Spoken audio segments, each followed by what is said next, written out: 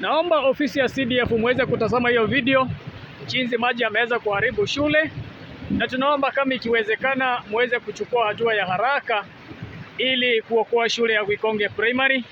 Maji yanapoingia, tumejaribu kueleza hata viongozi waweze kuangalia jinsi shule ya Gwikonge inaathirika na maji kutoka kwa barabara, lakini ni kwamba hatua hasijawahi chukuliwa. Sasa hivi watoto wakiwa wanafanya mitihani, maji yanaingia kupitia kwa geti ya shule kutoka kwa barabara, yanakuja yanaingia shuleni.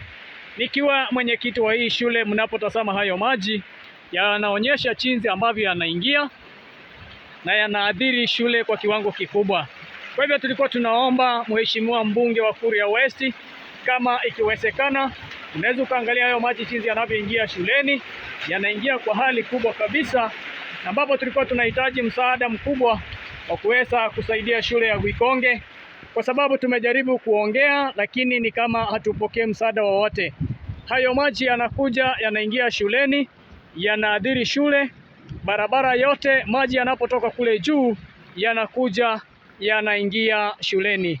Nimeweza kuichukua hiyo video nikiwa mwenyekiti wa hii shule ya Gwikonge, waonyesha kwamba serikali muweze kuchukua hatua ya haraka, kwa sababu shule inaweza ikaanguka.